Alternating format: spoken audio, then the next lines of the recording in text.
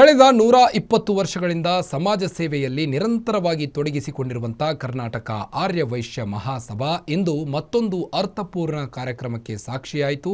ಬೆಂಗಳೂರಿನ ಜೈನ್ ಕಾಲೇಜಿನಲ್ಲಿ ಆಯೋಜಿಸಲಾಗಿದ್ದ ಕಾರ್ಯಕ್ರಮದಲ್ಲಿ ಸಮುದಾಯದ ಪ್ರತಿಭಾವಂತ ವಿದ್ಯಾರ್ಥಿಗಳಿಗೆ ಲ್ಯಾಪ್ಟಾಪ್ ವಿತರಿಸುವ ಮೂಲಕ ಶೈಕ್ಷಣಿಕ ಪ್ರೋತ್ಸಾಹ ನೀಡಲಾಯಿತು.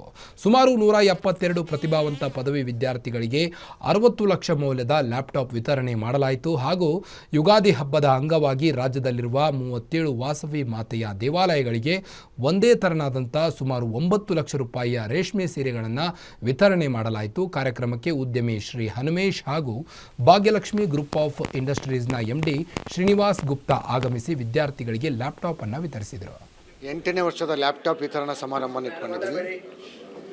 ಪ್ರತಿ ವರ್ಷ ಯಾರು ಎಜುಕೇಷನಲ್ಲಿ ತುಂಬ ಮೆರಿಟೆಡ್ದು ಆರ್ಥಿಕವಾಗಿ ಹಿಂದುಳಿದಿರ್ತಾರೆ ಅಂಥ ಪ್ರೊಫೆಷ್ನಲ್ ಕೋರ್ಸಲ್ಲಿರುವಂಥ ವಿದ್ಯಾರ್ಥಿಗಳಿಗೆ ಲ್ಯಾಪ್ಟಾಪ್ಗಳನ್ನ ಕೊಡುವಂಥದ್ದು ಪದ್ಧತಿ ಇದೆ. ಪ್ರತಿ ವರ್ಷ 200 ಜನಕ್ಕೆ ಕೊಡ್ತಾಯಿದ್ವಿ.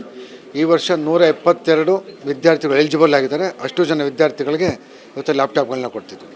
ಇದರ ಜೊತೆಗೆ ಮತ್ತೊಂದು ವಿದ್ಯಾರ್ಥಿ ಮಿತ್ರ ಅಂತ ಒಂದು ಸ್ಕೀಮು, ಆ ಸ್ಕೀಮಲ್ಲಿ ಯಾವ ವಿದ್ಯಾರ್ಥಿಗಳಿಗೆ ಫೈನಾನ್ಷಿಯಲಿ ಕಷ್ಟ ಇದೆ ಅಂತೇಳಿ ಪ್ರತಿ ವರ್ಷ ಗರಿಷ್ಠ 1 ಲಕ್ಷ ರೂಪಾಯಿಗಳವರೆಗೆ ಸಾಲದ ಸೌಲಭ್ಯ ಇದೆ. ಆ ಸಾಲಕ್ಕೆ ಬಡ್ಡಿ ಇರಲ್ಲ ಮತ್ತು ಶೂರಿಟಿ ಇರಲ್ಲ, ಸೆಕ್ಯೂರಿಟಿ ಇರಲ್ಲ.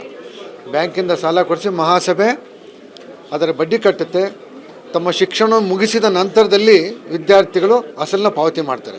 ಕರ್ನಾಟಕ ಆರ್ಯ ವೈಶ್ಯ ಮಹಾಸಭೆ ಎಷ್ಟು ದೊಡ್ಡ ಹೆಮ್ಮರವಾಗಿ ಬೆಳೆದಿದ್ದವೆಲ್ಲ ನೋಡಿದ್ರಿ. ವಿದ್ಯಾರ್ಥಿ ಜೀವನಕ್ಕೆ ಬೇಕಾದ ಎಲ್ಲ ಥರದ ಸವಲತ್ತುಗಳನ್ನು ಕೊಡ್ತಾ ಇದ್ದಾರೆ.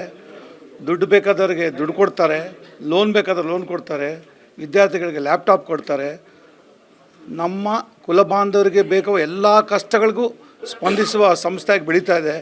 ಇದು ಈ 10-15 ವರ್ಷದಲ್ಲಿ ಬೆಳೆದಿರೋ ಮರ ದೊಡ್ಡ 200 ಮರದಷ್ಟು ದೊಡ್ಡ ಆಲದ ಮರ ಆಗೋಗಿದೆ ಅಂತ ನೋಡ್ತಾ ಭಾಳ ಸಂತೋಷ ಆಗ್ತಾಯಿದೆ.